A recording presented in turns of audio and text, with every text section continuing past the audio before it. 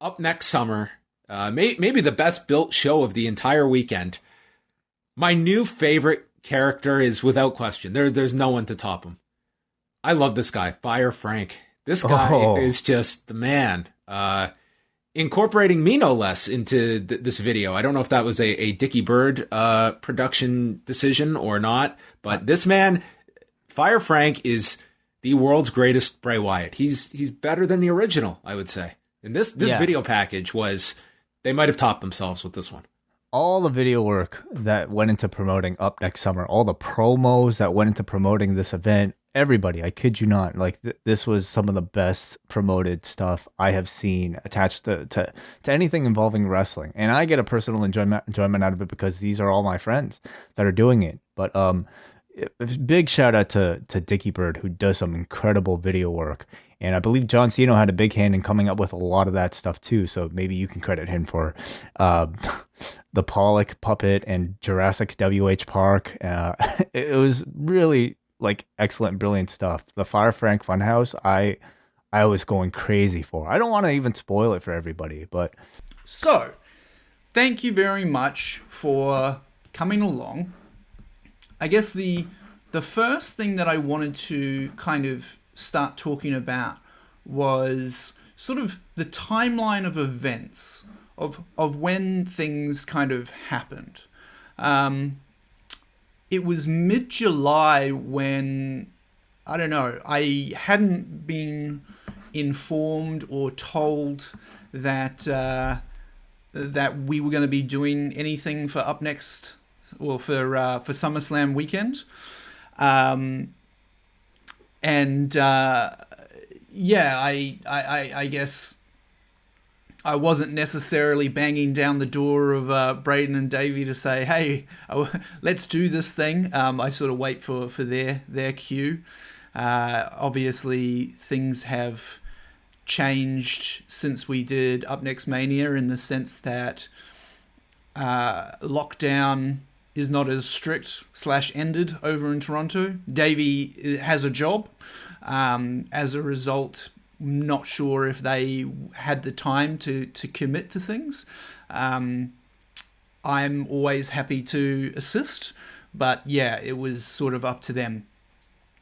And then it was I guess a week beforehand that I was told that they're going to hold a BDE in the bank, and it was very much a secret that not even Cena knew about, and he was in the game. So I helped him put together a little kind of promo teaser for that to play during the stream. The following contest is a BDE in the bank ladder match. The first person to climb the ladder and grab the briefcase will be Mr. BDE in the bank and get their shot for the BDE championship against Braden Harrington at Up Next Summer. Yeah, gotta show me the money. Whatever. And of course, the result of that was the winner would go on to face Braden at Up Next Summer. So that was the first time that I heard about it. So we're talking second week of July, and the event happened on the 15th of July, or the 14th of July, depending on where you live in the world. And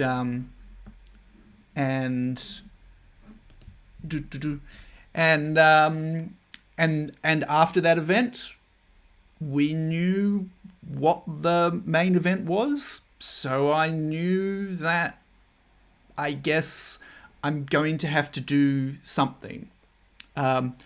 Initially, with the success of Up Next Mania, I wanted to take a bit of a step back and not, let's say, not outdo myself. I didn't want to raise the bar.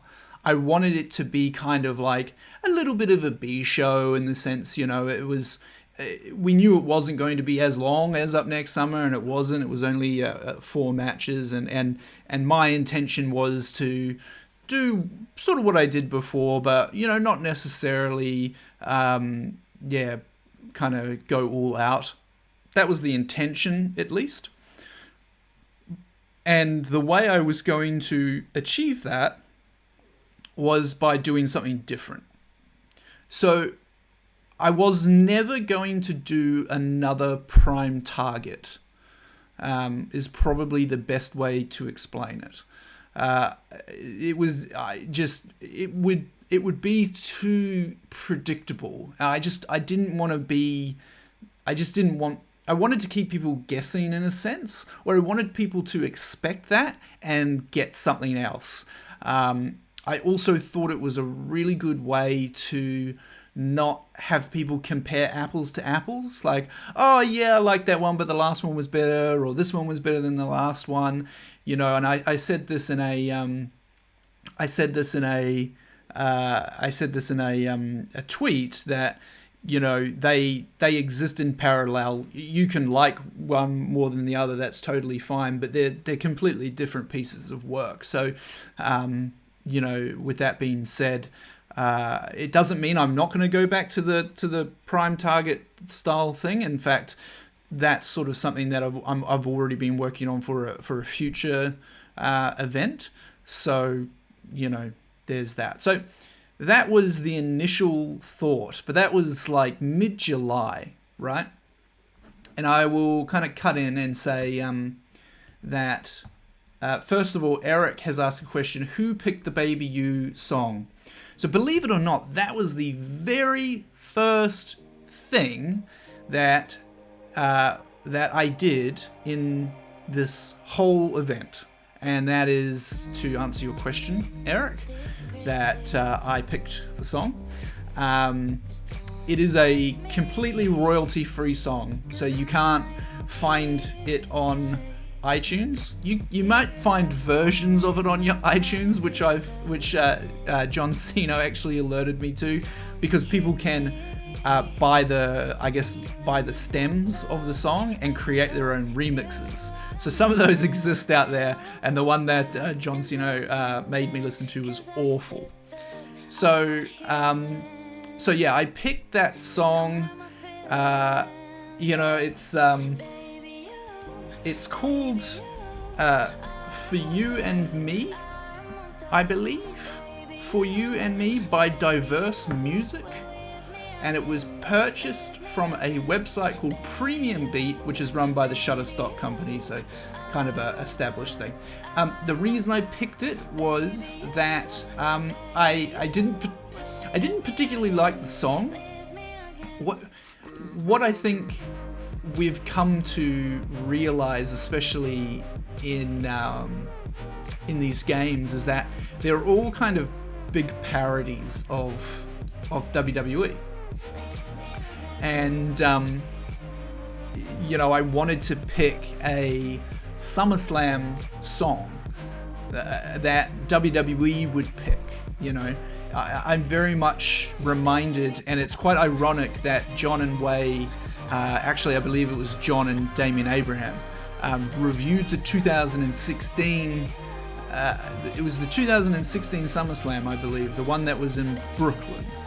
I'm sure I'm not getting all of my dates confused, but anyway, I am reminded of that opener that they had, which was just city shots that were kind of orange washed out, and it was just sort of like, and they had kind of titles and stuff like that, and it was just like some nondescript, I want to say nondescript song. It's probably a popular song or whatever, but to me it was just like, so that was kind of the thought behind it. So I spent a bit of time going through lots of songs. I also had I've sort of years and years of just shortlisting songs that I hear on that service, and kind of went through that. And I believe it was one that I've shortlisted prior as well. But yeah, it worked out great in the sense that it fit the theme. It had, when you pick a song, it's supposed to kind of emote a kind of feeling, and in this one it's all like, hey, it's summer, and yeah, and all this sort of stuff, and also that parody, which is, Flow Rider kind of, whatever sort of thing. So that's so that was the song, and that's what we picked initially. And then I did up a logo, and then I made a 3D version of that logo. And that sort of obviously helped with a lot of the promotional material. Now, all the time that I was doing that, I was also in the back of my mind thinking, like, what am I going to do for this main event? And FireFrank in the chat is saying SummerSlam 2015 used the Demi Lovato song that sounded almost like "To Baby You" a little. So, so there you go. It's kind of it's the thing. But yeah, this whole time it was like doing the things that I knew I needed to do. I needed to do match card graphics. Right, I did them for upNXT Mania. I had to do them for upNXT Summer. I do them very early, just with placeholder photos. And who did I use for the placeholder photo? Was it Reginald versus LA Knight? Yes, I used a version that I showed the guys for saying, hey, what do you think of these graphics?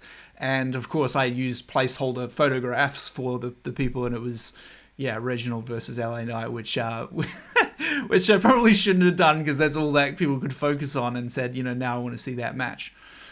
Question is, would it be for the 24/7 title or for the $1 million title? Obviously, LA Knight at the time still had that title. Reggie now, excuse me, I'm sorry. This was a while back, so maybe it was Reginald. But anyway. So yeah, did the match card graphics, did the kind of like announcement, like date announcement teaser, which is super important, obviously, to do right at the start so that people know that this is a thing that's coming. Save the date, all that sort of stuff. And again, while doing all that, thinking to myself, what am I going to be doing for this main event? And I need to do something. And I guess the thing to kind of point out is that I did, I am obviously communicating a lot with Braden and Davey and John and Frank as well at this time. And so there were some ideas thrown around. However, there was nothing that kind of stood out to me. Not to say that they weren't any good or anything like that. And to be honest, I can't even really remember exactly what they were, which is probably telling, right? But I think what I was trying to do more than anything else is come up with a concept that isn't just like, a great concept, but it's also achievable. So I'm sure everybody's like figured this out already, but like I live in Australia, Braden lives in Toronto, Frank lives in Yonkers, doing this in the way that we were trying to do it is difficult. So instead of trying to do something ambitious that could easily fail, I wanted to actually come up with an idea that I felt was almost fail-safe. I knew all the things that I could do from here. And then it sort of boils down to like, okay, what do I need from Braden and what do I need from Frank? And luckily for me, and this is the only reason that I think this was possible, was like that John Cena. What's happening? Was that John Cena? I'm glad the alerts are working now. John Cena just lives down the road from Frank. And the reason I say that's the only reason it was possible is because, I don't know, it's just too hard to film yourself doing those things, or getting somebody who maybe doesn't understand what the hell you're doing to film those things. Plus, I knew it was kind of something that John would be very invested in, right? So so that was the thing. I was still trying to figure out like what this thing is. I have all of these kind of check marks that it has to hit before I think of it. Now, how, where, what sparked my mind? Don't say it was because Bray Wyatt got released and then I thought, oh, we should do this, because it was before that. That was just strange timing. I believe it was like earlier in the week. He was released on a Saturday, I believe, and I believe it was earlier in the week that I came up with the idea. But I had a few drinks. I was listening to lots of music, just in my office, just chilling out, and it just hit me.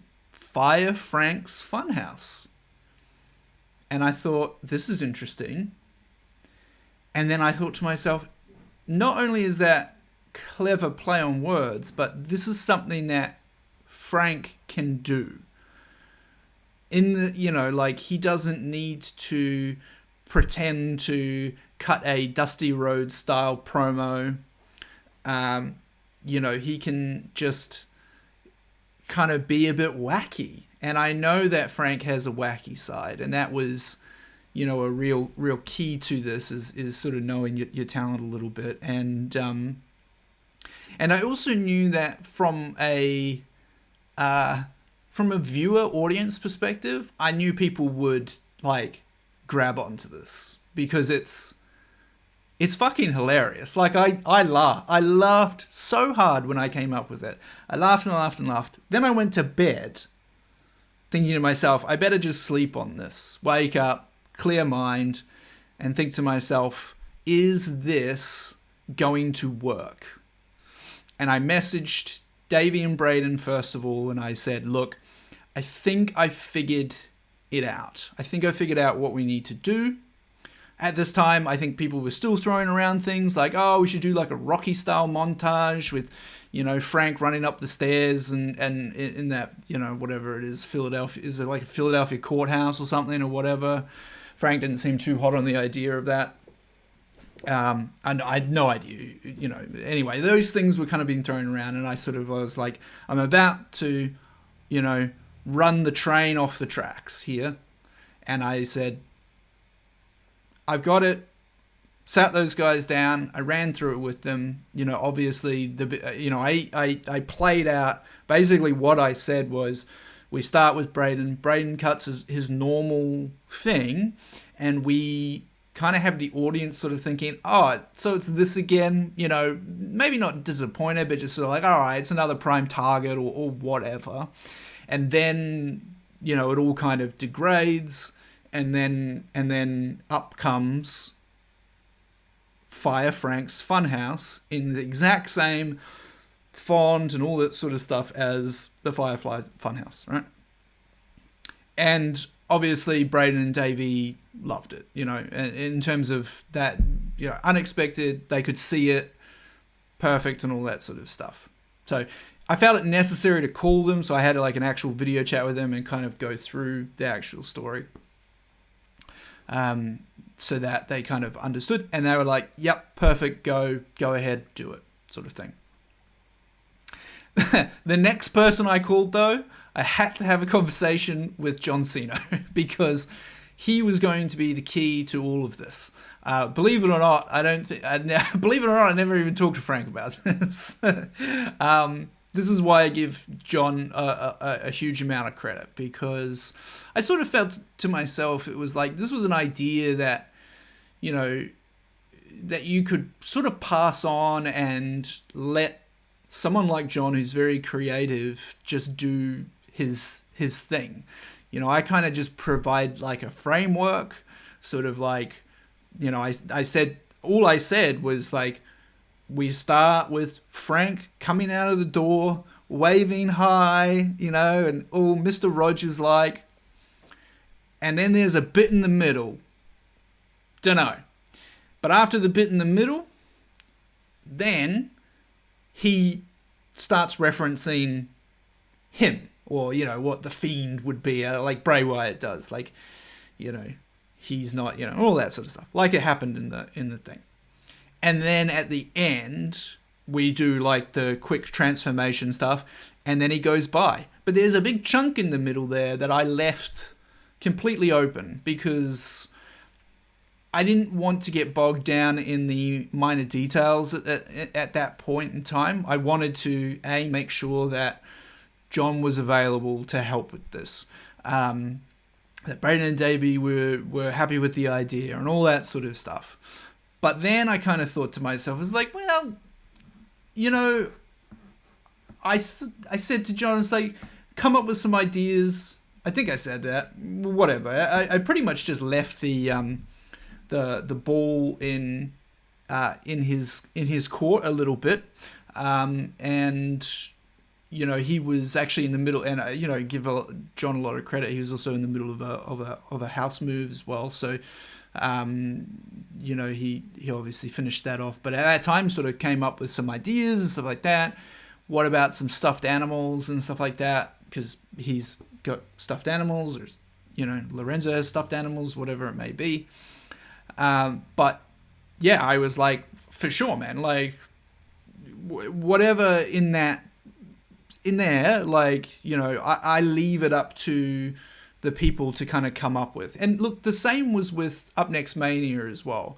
Like, I just gave kind of the framework, a few key points that I wanted to hit, and the rest, like, I let the talent sort of come up with. So, it's quite funny because I sort of call it the John Cena director's unit, or maybe like the second unit or something, because I would assume that it was he who came up with Pollock the fish, and I'd say no doubt.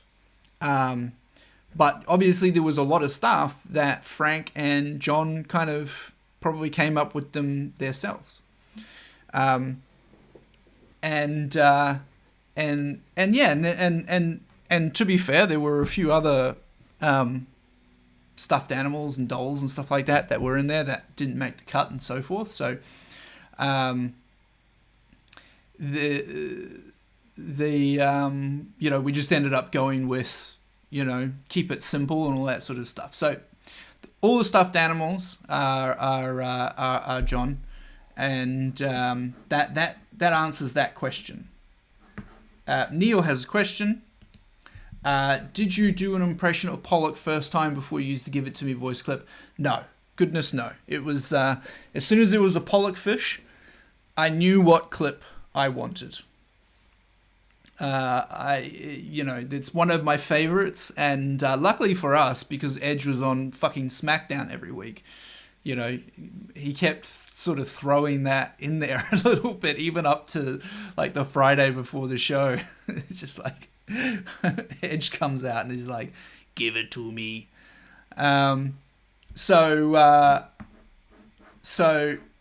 Yeah, so there's that. So what I want to do now is I'm actually going to chuck it over to this.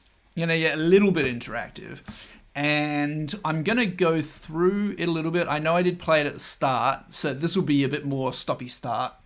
And I will stop start and kind of make any comments. So, first of all, obviously, big shout out to Ben Tramer for this music track. Everybody dies, but not everybody lives. Ben sent me, I think, about 9 tracks or something, and this was absolutely perfect. Kind of, sort of a bit more sadistic kind of feeling, and it was quite long as well, which is sort of what we needed, because I think Braden's bit went about 4 minutes or so. This shit ain't random. Kind of I'm out here suits counting blessings. very much. So this is problems. before Way's wedding. I'm It's sure the people kind of figured that out. This is why BDE, Braden's wearing a suit. Braden Davey Estate. The Braden Davey Experience, Exchange, Enterprise, Empire. And you saw with the first name on the mark. What I thought was interesting is that one of the things I really do is I watch the Twitch chat while this is playing. And I thought one thing that was telling on the event was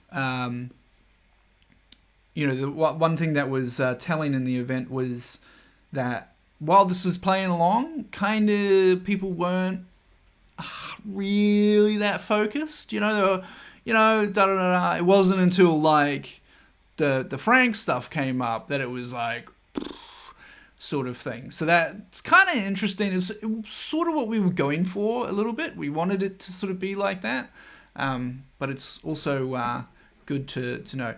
Key of the BDE. So really, it's just all samey again. Braden performing very well.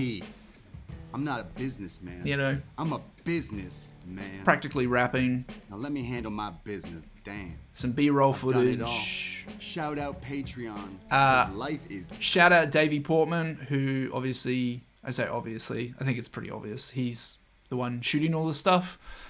Very nice camera skills. Good. We out here winning. I'm running. Very nice composition. My woes. And let me tell you, they are beautiful. And now I have to put my title that means a lot on the line, the BDE championship, against some patron to some dude who pays me money, some dude who wears my hoodies. Not a huge amount to say during this, I suppose. Step to the Brady D. It won't be a we loss. did have this is actually the second cut of Braden stuff. I went in a different direction with the cut the first time. Really, at the end of the day, it's all kind of the same. But it was like an intentional, unpolished kind of look. But it sort of doesn't make sense as a standalone piece. So I was kind of happier that we went in this direction. Listen, Frank. Like if somebody didn't see upNXT Mania, say for instance, they would watch this and be like, "Wow, this looks really good." And then Frank, I don't even know who this dude is. Is he a friend of the show? Where is he calling? Is he a fireman? Is the fireman gonna come save me? No one knows who he is. I don't even know who he is. He's the latest flame. Is he a friend of the show? Where is he called? Well, I don't understand why. It's funny. I don't know if this was like an actual flub or something, but Braden. Who he is. He's the latest flame. No, Joe. FireFrank. FireFrank. I don't even know who this dude is. Friend of the show. Where is he calling? Is he a... He starts to say, "Where is he calling from?" I don't know if that's like a callback to the lore or something. Like he just went into autopilot mode and then stopped himself. But yeah, is he a friend of the show? Where is he calling from? Fireman. Fireman gonna come save me? No one knows who he is. I don't even know who he is. He's the latest flame. And if he's so fire, well, FireFrank, I will put your fire out and I will put you down. Good question, Neil. And thank you very much. Was there any pointers at all given to Braden or just to be a shit-eating heel? Yeah, this one was very much, very loose. It was just be a shit-eating heel. Yeah. Braden was like, "Hey, anything specific you want me to say?" Like the last one. Because it was me that told him to say, "Fuck your kids" to Chris Elliott. But...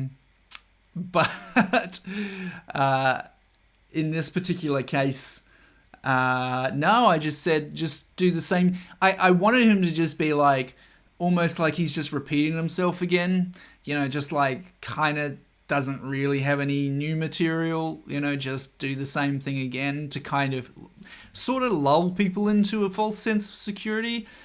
We did also start staging that whole, Frank has gone missing thing that people might start thinking this is all they're going to get for the main event stuff. Down. It's up next summer, baby. I ain't got a care in the world. We out here winning. We out here living. BDE style. BDE, and you don't have it. No.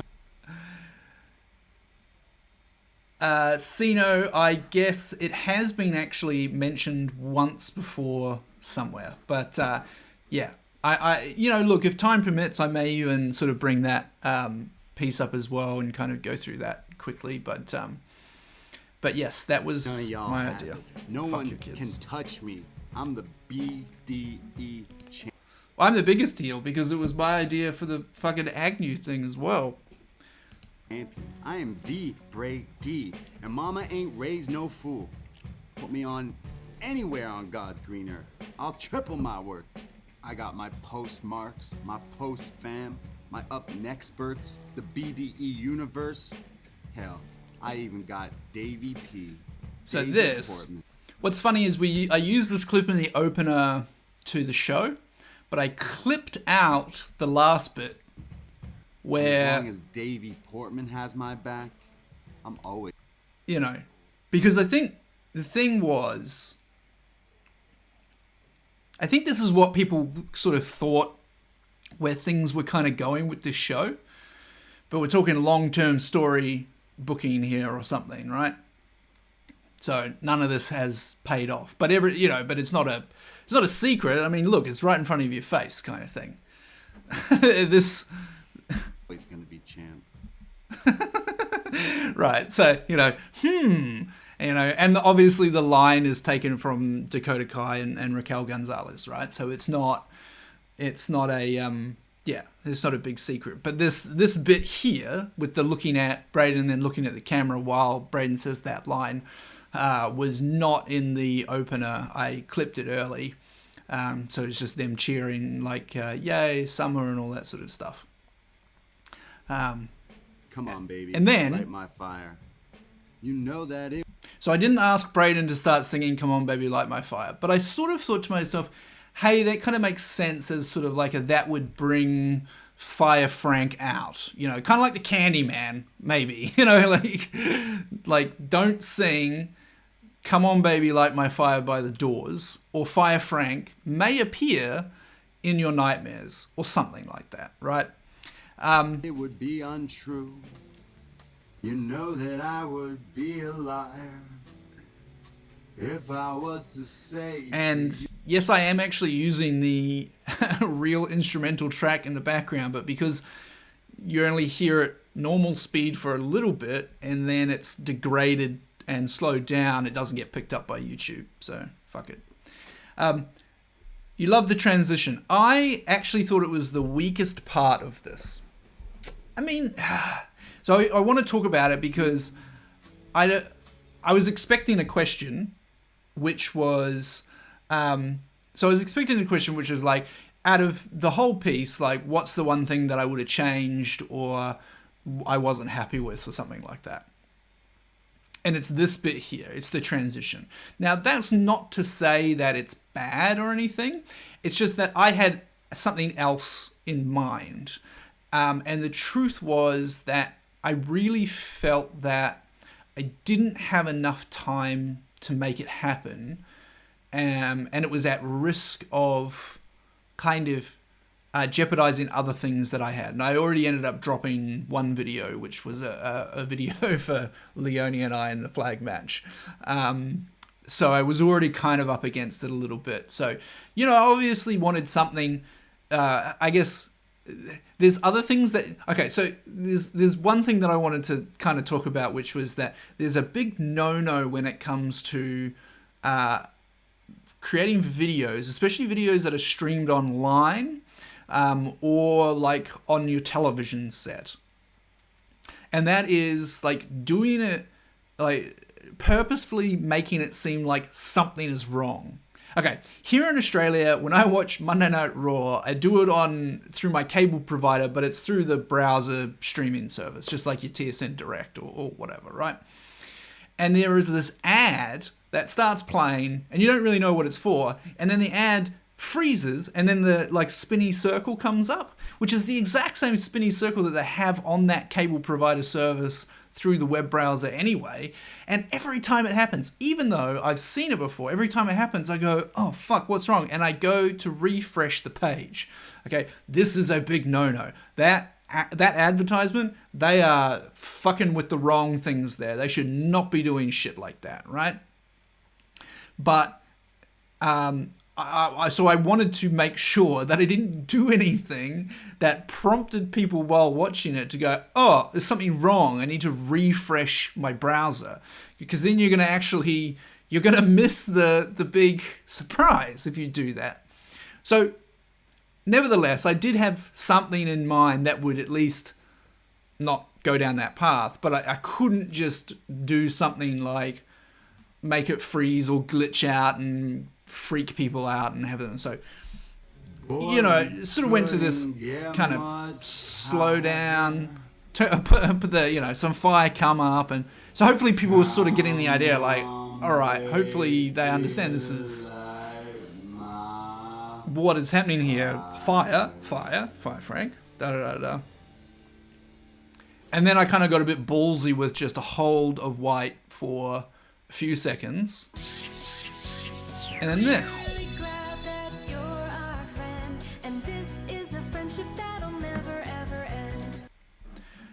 So a few days after I revealed that I'm going to be doing the FireFrank's Funhouse to Braden and Davey and John and Frank, even though I never talked to Frank about it, that was I left John to do that.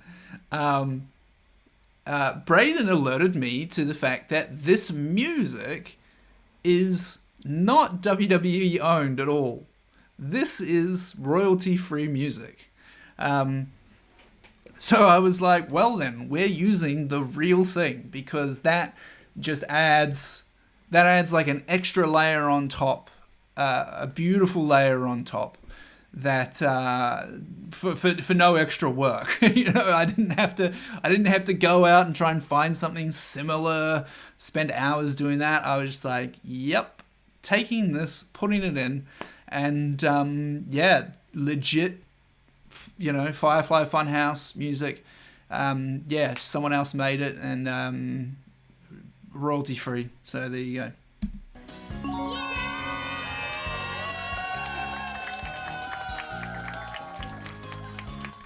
And obviously, I popped myself as well with the fact that I was able to find cartoon versions of the fish, the pig, and the Triceratops. I'm assuming that toy that Sino has is a Triceratops. It doesn't really matter. It's a green dinosaur anyway. And of course, Frank here is just perfect. Hey, everybody. So the thing, like, the reason I was so pleased with this idea is because, honestly, you really couldn't fuck it up. Like, as long as Frank kind of bought into the idea, which he said he did, and I thank him so much for saying that he had faith in me and so forth to make him look like a star and stuff like that. Like, the reason I say you can't fuck it up is because the whole Firefly's Funhouse is so campy that you can do these kind of weird cuts and weird looks, and you can point off screen and then cut to a close-up of a stuffed animal, and no one's gonna sit there and just be like, oh, that was a weird transition, or continuity there wasn't right. Like, the whole, yeah, just the whole original Firefly's Funhouse was so wacky that, yeah, you can just you could just do whatever, and it's totally fine. And all I did was just sort of lay over this kind of like, it's like this slight kind of video interlacey sort of thing, which is similar to the Firefly's Funhouse. And even the set. I mean, the set in the original Firefly's Funhouse is like, it's very kind of typically like kiddie built Mr. Rogers and stuff like that. But it's just like a nothing thing. So, like, you know, for Frank to walk into what is John Cena's bedroom, I believe, with just like a title belt hanging up and just like, you know, there's, you know, some Easter eggs here, right? Can see it now, right? So what? We can see this is the Kane book. This is the Michael Capetta book, I believe. This is a signed Kyle O'Reilly figurine, signed by Kyle O'Reilly. Yeah, and then I don't know what that is. Was that El Generico or something? You didn't have a Bray Wyatt doll or something?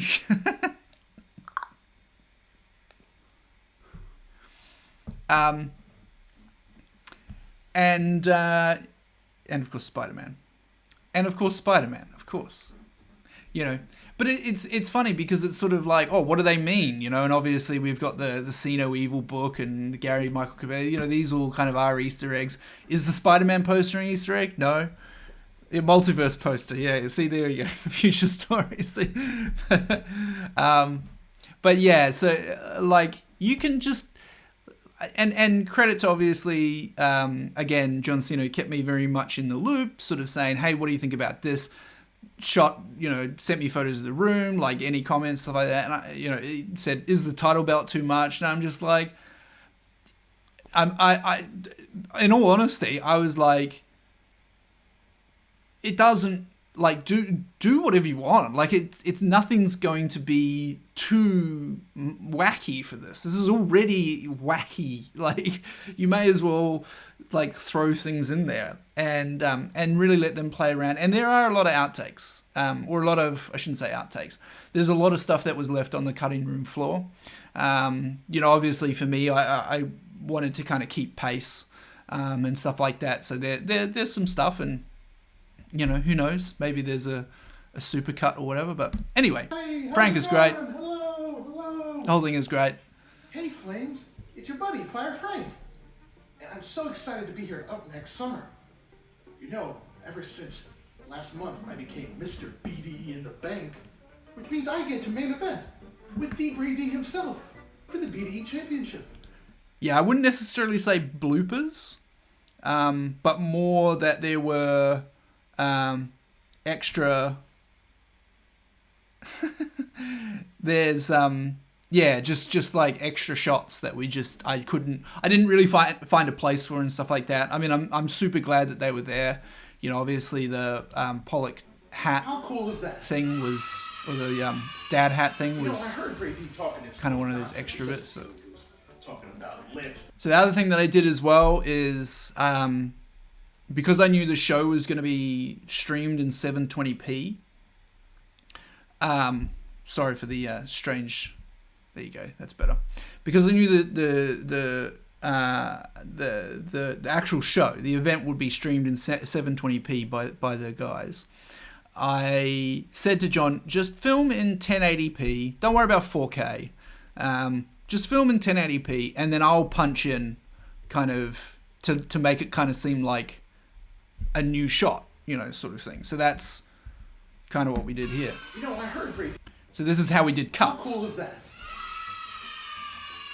You know, I heard Brady talking this little nonsense. He's such a silly dude. So it's all still the same, like, length. Like, Ceno's still standing in the same exact place doing whatever, but the way that you make it look like you've cut to a new shot is just punch in and all that sort of stuff. Talking about lit, flames, everything. Well, who's more lit than FireFrank? So, because of that, I'm here to show you my funhouse. Also, I hate sound effects. I hated doing this part. I want to say that I kept it less is more because I didn't want to overpower the whole thing with children's laughter and stuff.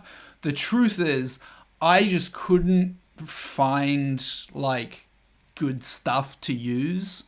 I couldn't rip it from like the actual Firefly Funhouse 2 because it's always got Bray at some point like talking over it and stuff like that. And it was just a pain in the ass. So I put it in Some of my the friends are here bits. today with me. Would you like to meet them? All right. Isn't that right, Davey Porkman? So yeah, I guess the other thing too as well is the font. The Firefly Funhouse font was also just a free font, you know. Actually, no, it wasn't free. Sorry. I did have to, shell out like $10 or something. But it's just on there. It's not hand-drawn kind of stuff. It's just a font. So, yeah. So we threw up all these, so people would, hammer that joke home. Davey Porkman. And of course, this is, this is the voice of John Cena doing his best Davey Porkman impersonation. Hello, Davey Porkman here, and this is Best Pig Ever. Best pig ever. I did ask John, though, to do an obnoxious Davey Portman laugh, which he nailed. Oh, Davey, you're so funny. You know, Davey, I've heard. Oh, and these cuts are great, too. Might be fire. If you get too close to the fire, I guess we'll be having crispy bacon tonight. So good. Like, you know, Frank is just perfect. Like, doing the just the campy laugh at your own jokes thing's just amazing.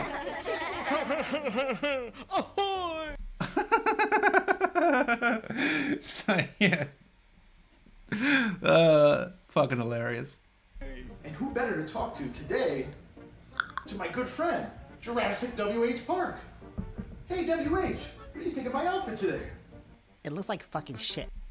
And of course, again, John Cena doing W.H. Park impersonation, because there's no one better to do it that would annoy W.H. Park as well. But yes, Jurassic W.H. Park. Also, the names as well, you know, that's John Cena as well. So, obviously he didn't come up with the name John Pollock, but Jurassic W.H. Park and Davey Porkman, all him. There was an Undertaker that looked like me. It's a red-headed Undertaker, which I chose pretty soon to just cut out of the thing. I'm not as much of a character as John Pollock, W.H. Park, and Davey Portman. So it was probably better to go with the heavy hitters. Okay, instead of Super Mario, you're like Super Lameo, am I right? Instead of Super Mario, you're more like Super Lameo, which I love because it's such a bad joke, and that is the joke John is trying to make. Yes, that's the type of joke WH would definitely say. It's so bad. Also, I didn't want to say anything, but it does also look like Jurassic W.H. Park has a pube on his face. But I'm assuming, because there's like a blue one up here or whatever, it's just some thread or something. I don't know what was going on there. Jeez, he's so mean. WH, what am I going to do with you? I might have to put you back in the forbidden drawer. Also, Cena mentioned to put something in there as well, which I thought was good because, again, it's just like the children's laughter thing. And there were a lot more sound effects in FireFrank FunHouse, you know, those like you just heard, and even with like the throwing the hat away and stuff like that. And Cena saying forbidden drawer was Frank's idea, so that's good to know. That's stuff that I don't even know, but yeah, forbidden drawer, very good. You know, it's a toy, so. Actually, you know, we might have to pay homage to the man himself. There he is, of course, Mr. John Pollock. And as mentioned, all Cena on this one. However, it was me that decided what the John Pollock would say, but it was a conversation that took about 3 seconds of me just playing the clip and going, "That's what he's saying," and everyone like, "Yep, that's what he's saying." Give it to me. Give it to me. I need it. Fun fact: the fish is legit older than Julia Hart. Yep. Pollock and Ting. They're such great guys. Don't you love listening to them? I sure do.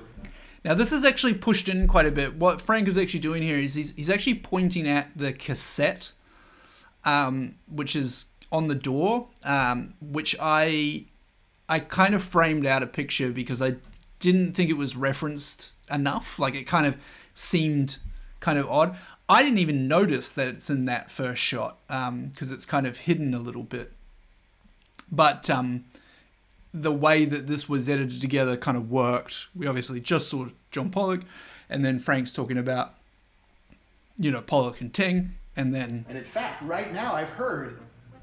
And also, the reason I left this in, because this could have been an outtake, because there were a few other things that were in there, in what got sent to me. But John, on the track, when he's filming it, Cena's laughing he's laughing so hard at the end of it. I felt bad cutting it out because I was like, he sounds so proud of this thing. So I'm like, oh fuck it, I'll just, if I can make it work, I'll make it work. So whatever. And I thought also with the throwaway sound effect and the glass smashing as well was perfect, because that's so fucking weird cartoony. Like, what did he just hit? Like, did he smash a window with a dad hat? Like, what the fuck? Tonight only, you get a special on the post-wrestling dad hat. Isn't that great? And the fire sale thing, that's a scenery thing. I know, as well, that's the other thing, I don't know if I was really sold on this, but not the fire sale thing, just the graphic is kind of doesn't really fit. That's probably another thing that I would have gone back and done something better. If you tried to buy a dad hat using this promo code, it didn't work. No one talked to John and Way about this. So hopefully no one complained to them saying that they saw in a video that there's a thing, you know.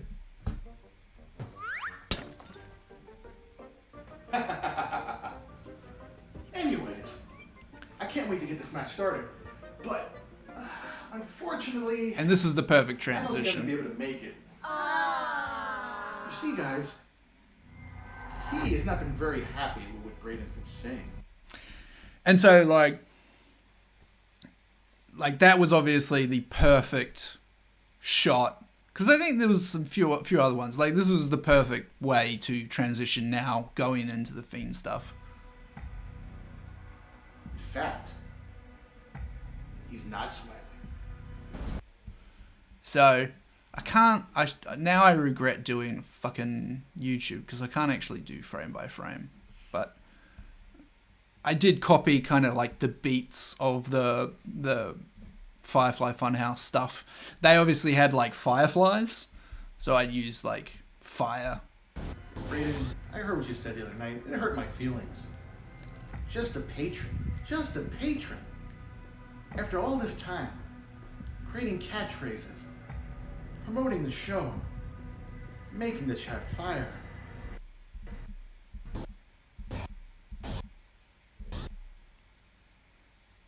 And obviously little hints as to what is to come. I'm not the only one who's upset. For you see, he is not very happy with you or Davey.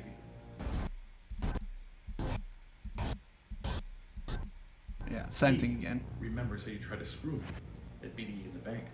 But then I mixed it up a little bit and actually put clips in from the show just really, really, really quickly. But I overcame. And he especially remembers how you and Davey tried to embarrass me at upNXT Mania in the Inferno match. And then this was sort of perfect to kind of put this in. Frank's got all the time in the world, it seems. And yeah, I think I'm pretty sure that when Frank, so the day of the shoot, I did have a catch up with John and Frank, and it's very early in the morning for me, but I am trying to, and you guys might correct me in the chat, but from what I believe, I did kind of sort of say, you know, like, this is the reason why you're kind of turning, because of, you know, they were kind of mean to you and stuff, and, well, you know, that, not mean, well, like, I mean, you can say, like, they were mean to you and stuff. They weren't mean to you, but, you know, from upNXT Mania and stuff. But the funny thing is, But I believe you brought the BD in the bank thing. I couldn't quite get over the fact or give, like, put through the idea that you were screwed in BD in the bank because you kept getting asked questions about divas. It was a bit hard to put into the video, but that's the Easter egg. what was everybody talking about after the show? And this was me doing a slight push-in. It wasn't you, Braden. It wasn't my good friend Cactus Chris. And there was some Chris Elliott in there. Very, very subtle Chris Elliott. That's Cactus Chris. It was FireFrank. And this is one of my all-time favorite shots. And this is literally just me saying to John Cena, do you have a torch? In which John says, do you mean a flashlight? Because we call it a torch here. But anyway, yes. And I just said, for the, fiend stuff, just have Frank hold the torch under, like in those spooky, scary movies. And that's it. And they did a couple of different style versions, stuff like that. And this was kind of perfect. Now, this was all... I thought he was going to ask me to burn my room down with a torch. Oh, yes. Pro wrestling torch. Exactly. So, what I will say, this is not a still frame. This is not me zooming in digitally. This is actually John holding the camera and slowly moving towards Frank. And Frank not blinking at all. And so, you did a great job. I guess because that was the one thing I said to Cena, is I can do a lot of stuff in post. What I can't do is change the lighting or add dynamic lighting. You just can't do that. So just get a flashlight and hold it under, and then there you go.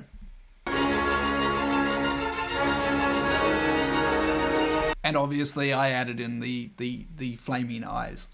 So this was, so it wasn't a still shot, right? So I did motion tracking to track the John actually, moving in, so that the flames would stick to the eyes.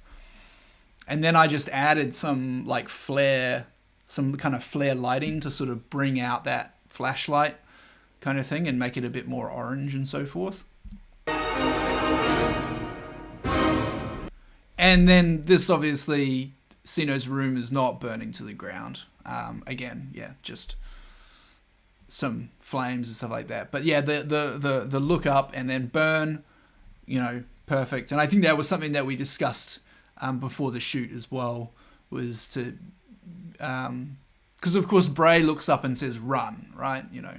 So it was like, well, what would Frank say, right? And he'd say, burn or whatever and stuff like that. So that was a perfect shot. Burn.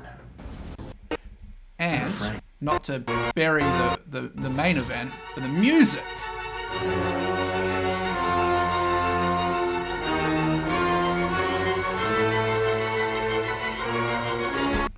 So the music here is, someone's gonna fucking beat me to it. Night on Bald Mountain, which is a track in the movie Fantasia, which is fucking terrifying. And I said to myself, and I said to John as well, I was like, no wonder we're so screwed up, because that's what we watched as kids. It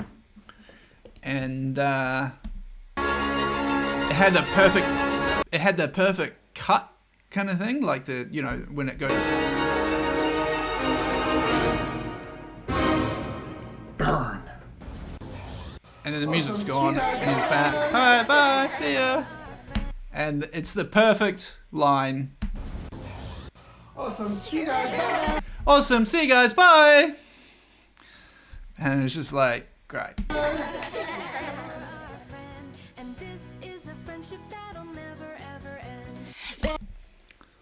So that was the whole piece. Now, don't mind you waving to the wall. Oh, it's perfect. It's just like, that's the kind of shit Bray Wyatt would do. So that was the piece in chronological order. I guess a couple of things that I don't know, little kind of tidbits here and there. I edited this backwards. I started with this sequence. And because I kind of like, I was like, I don't want to leave this till the end because then I feel like I might rush myself. Sort of like with the transition. I needed, to do this. So I guess to kind of fill you guys in on details, these guys shot the footage on the Friday before the debut episode of Rampage, I guess is the best way for people to get an understanding of that timeline.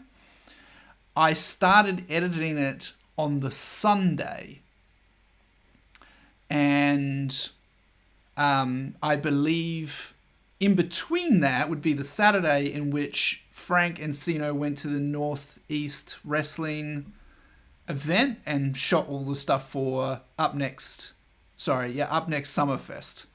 And I was on the oh, thank you, Frank. That's very nice.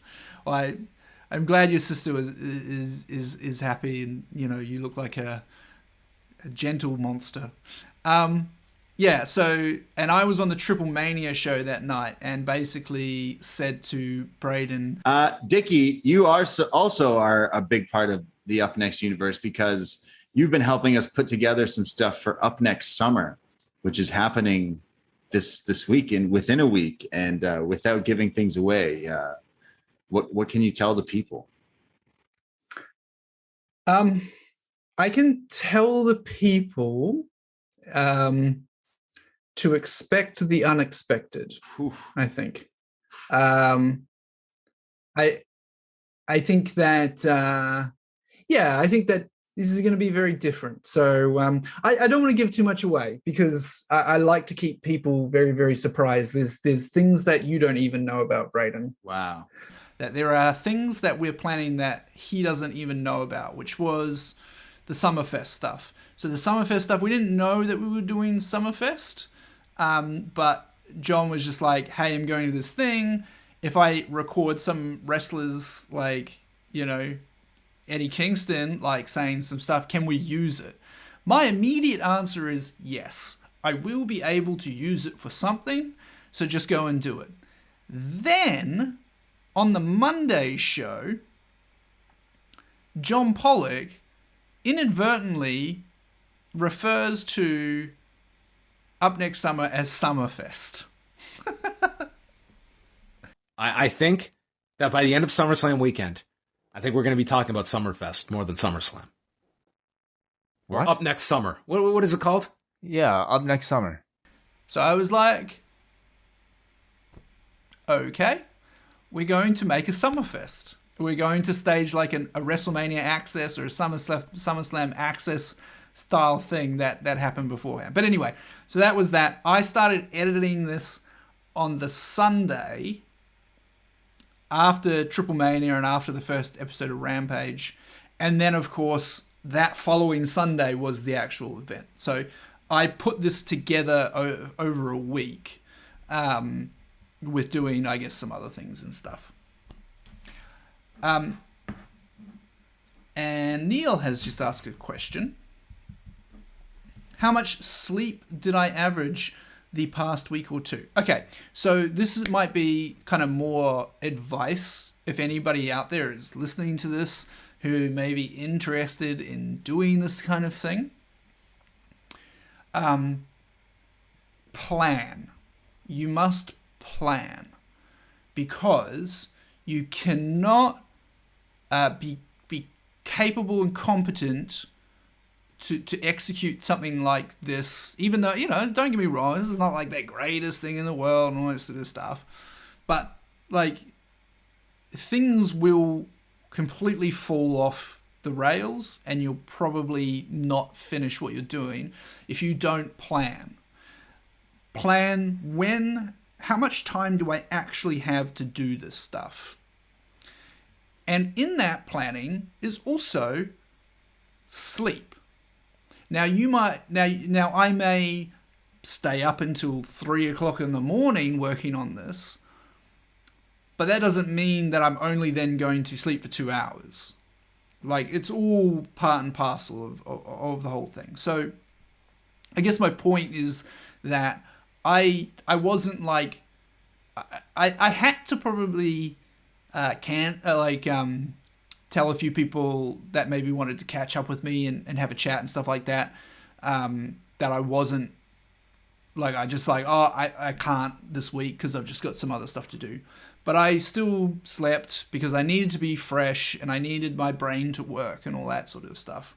I still also watched all the fucking wrestling because it so happened to be the week that CM Punk was coming back, and you had also SummerSlam and all that sort of stuff. I fell asleep during SummerSlam because I had stayed up all night and stuff like that. So I guess the point is my sleep was a bit all over the place, but I still made sure that I kind of caught up on those things, and also did some other things to make sure that I didn't just live and breathe all of this. So, still streamed XCOM, and all that sort of stuff. So, yeah, my advice to people is always make sure that you plan so that you know that you're actually able to complete this. I knew I could do this in a week, even with all the sleep and all that sort of stuff. And now it's, I guess, back to the drawing board. Where do they go next? I have no idea. They have their work cut up for them, but they have shown that they've been able to top themselves every single time. So I look forward to the next one.